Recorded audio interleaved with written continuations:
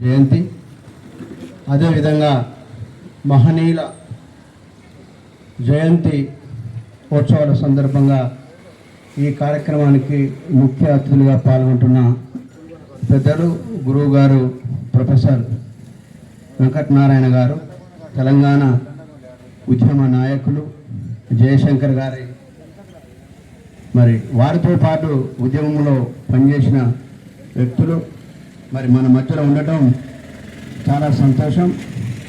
మొదటిసారిగా వెంకటనారాయణ సార్ను 95లో మహబూబాద్ గాంధీ పార్క్ పెట్టిన మీటింగ్లో తెలంగాణ ఉద్యమంలో భాగంగా వారి సదస్సులో పాల్గొని ఆ మెసేజ్ వినడం జరిగింది.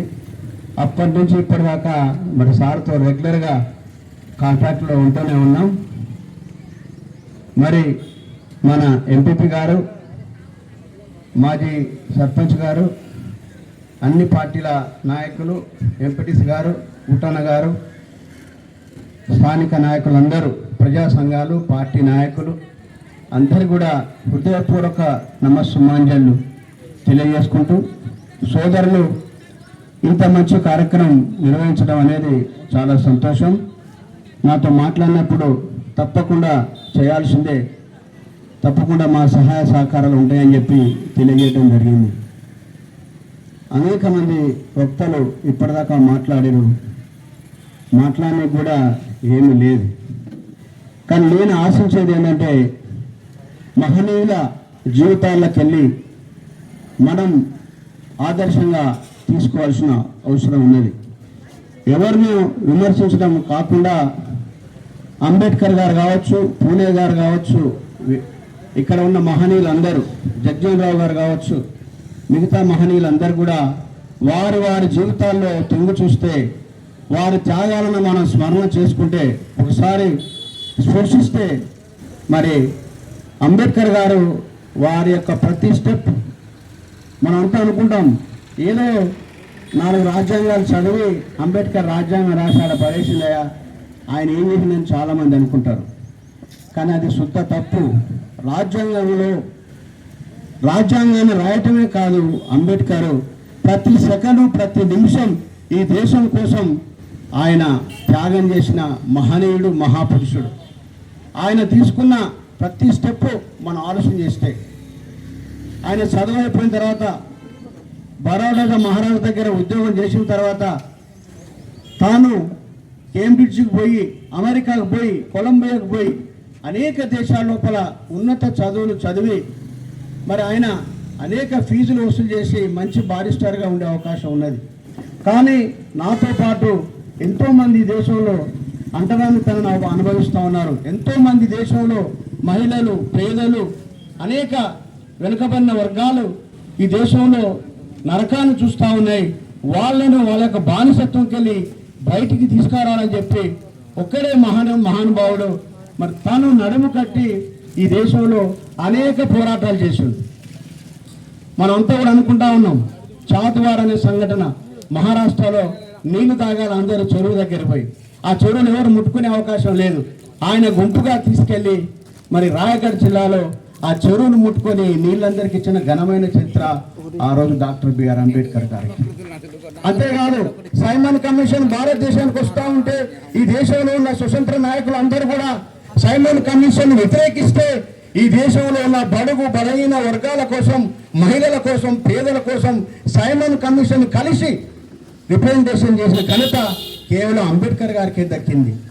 ఈ దేశంలో రౌండ్ టేబుల్ సమావేశాన్ని ఆ రోజున జాతీయ నాయకులందరూ కూడా వ్యతిరేకిస్తే, నేను ఖచ్చితంగా రౌండ్ టేబుల్ సమావేశానికి వెళ్ళాలి. ఈ దేశంలో ఉన్న ఎస్టీ, ఎస్టీ, బీసీ వెనుకబడిన వర్గాలు, ఈవెన్ ఉన్నత వర్గాలు, ఓబీసీ వర్గాల్లో కూడా, ఫార్వర్డ్ క్యాస్ట్లో కూడా ఉన్న ఇబ్బందులన్నీ కూడా నేను ఖచ్చితంగా రౌండ్ టేబుల్ సమావేశంలో పెట్టాలి, చర్చించాలి అని చెప్పి ఖచ్చితంగా మీరెవరు ఈ దేశంలో అటెండ్ అయినా కాకుండా నేను అటెండ్ అవుతా. ఈ దేశంలో ఉన్న పేదల కోసం, ఎస్సీల కోసం, ఎస్టీల కోసం, బీసీల కోసం, మైనార్టీల కోసం, ఉన్నత వర్గాల్లో ఉన్న పేదల కోసం కూడా నేను రిప్రజెంట్ చేస్తా అని చెప్పి రిప్రజెంటేషన్ ఇచ్చి మన హక్కుల కోసం మరి ఆ రోజు బ్రిటిష్ 30 మరి సమావేశం, రౌండ్ టేబుల్ సమావేశంలో చర్చ పెట్టిన మహనీయుడు డాక్టర్ బిఆర్ అంబేద్కర్. ఇప్పటిదాకా ఒక సోదరుడు చెప్పిండు, కమ్యూనల్ అవార్డు పాస్ అయితే దేశం అంతా వ్యతిరేకించింది. కానీ అంబేద్కర్ సమర్థించుడు. మా కమ్యూనల్ వార్డు ప్రకారం మాకు రిజర్వేషన్లు కావాలి, మాకు కాన్స్టిట్యూన్సీలు కావాలి, ఇవాళ ఎస్సీ ఎస్టీ బీసీ రిజర్వేషన్లు ఉన్నాయంటే ఆ వార్డు ప్రకారమే ఇంకా ఇంకా గొప్ప అవకాశాలు మనకు వచ్చేది. ఆ రోజు పూనా ఒడంబడికలో భాగంగా కొన్నిటిని ఆయన ఒప్పుకొని తగ్గించుకొని పూనా ఒడంబడికలో కూడా మరి దేశం కోసం ఎంత పోరాటం చేసిండో మన కోసం డాక్టర్ బిఆర్ అంబేద్కర్ గారు. ఆయన యొక్క ప్రతి నిమిషాన్ని మనం స్మరిస్తే సృష్టిస్తే అది పోరాటం తప్పితే ఏదో ఆయన ఎంఏ ఎల్ఎల్బి చేసిండో పిహెచ్డి చేసిండో డిలీట్ చేసిండో 4 ముక్కలు రాశారా పారేసిన కాదు. ప్రతి నిమిషం పోరాటం చేసిండు. ఆ పోరాటాన్ని స్ఫూర్తిగా తీసుకోవాల్సిన అవసరం ఇక్కడ ఉన్న ప్రతి వాడికి ఉన్నదని చెప్పి నేను తెలియజేస్తా ఉన్నాను. ఏదో మేము కాంగ్రెస్ పార్టీ ఇంకోటి BJP communist TRS that's not. We are Ambedkar ఇష్టం, వీఆర్ ఇక్కడ ఉన్న పూలే ఇష్టం, ఇక్కడ ఎస్సీ ఎస్టీ బీసీ మైనార్టీ వర్గాలు. ఒక విషయం చెప్పదలుచుకున్న అంబేద్కర్ గొప్పతనం. మనం చాలా మంది మాట్లాడుతాం మేము ఎస్సీలో అండి, మేము మాలలో అండి, మాదిగలో అండి, మేము బీసీలో అండి. మనకు చెప్పకనే మన దారిద్ర్యం చెప్తాం మనం. అది కోరుకోరు అంబేద్కర్. ఇవాళ ఓసీలో కూడా రిజర్వేషన్ ఇచ్చిందంటే ఎవరు ఇచ్చిన ఓసీలకు ఇవాళ 10% రిజర్వేషన్ ఓసీలకు వచ్చిందంటే ఈబీసీలకు వచ్చిందంటే ఎవరిచ్చిన రాజ్యాంగం అది? డాక్టర్ బిఆర్ అంబేద్కర్ ఇచ్చిన రాజ్యాంగం. వాళ్ళకి కాదా అంబేద్కర్? వాడు కాదా అంబేద్కర్? ఒక ఎస్సీ వాడా, ఒక బీసీ వాడా, ఒక మైనార్టీ వాడా? ఇవాళ మైనార్టీలకు 4% రిజర్వేషన్ ఇస్తానంటే దట్ ఈజ్ అంబేద్కర్. ఇవాళ బీసీలకు 27% రిజర్వేషన్ ఇస్తానంటే దట్ ఈజ్ అంబేద్కర్.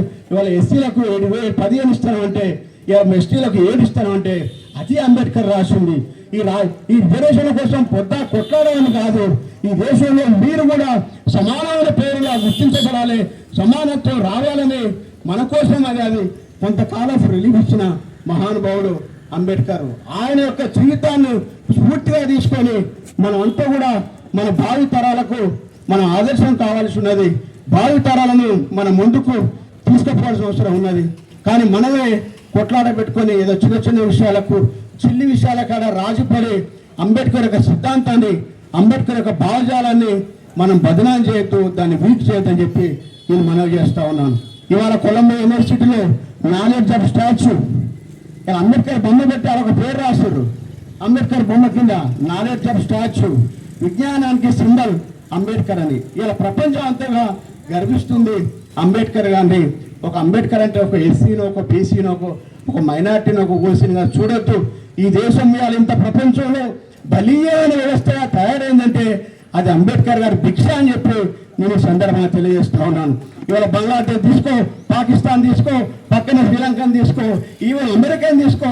ఇవాళ అమెరికా సిస్టంలో ఎలక్షన్ జరిగితే నెలలైనా కానీ వాళ్ళ యుద్ధం, వాళ్ళ పంచాయతీ దిగే పరిస్థితి లేదు. కానీ భారతదేశంలో ఎలక్షన్ పెట్టుకుంటే తెల్లారి మర్నాడే ఇలా ప్రజాప్రభుత్వం ఏర్పడుతుందంటే that's called Ambedkar, that is Ambedkar. ఆయన ఒక బలమైన రాజ్యాంగాన్ని మనకిచ్చి ఇవాళ ఆర్టికల్ 370 తీసేయగలిగిందంటే అది అంబేద్కర్. ఇవాళ తెలంగాణ వచ్చిందంటే అది అంబేద్కర్. ఇవాళ మనము ఉమ్మడి కోడు బిల్లు కోసం ఆ రోజు 1952లో ఆయన ప్రవేశపెడితే బిల్లు పాస్ కాకపోతే దానికి నైతికత వహించి రాజీనామా చేసిన మహానుభావుడు అంబేద్కర్. పదవుల కోసం ప్రధానమంత్రుల దగ్గరను, ముఖ్యమంత్రి దగ్గరను కాళ్ళ పడి కొట్లాడినోడు కాదు. ఆయన నమ్మిన విలువల కోసం పోరాటం చేసిన మహానుభావుడు అంబేద్కర్. వారి ఆశయాలను, వారి సిద్ధాంతాలను మనం స్ఫూర్తిగా తీసుకొని ముందుకు పోవాలని చెప్పి తెలియజేసుకుంటూ ఈ అవకాశం పెద్దలందరూ కూడా ప్రశాంత్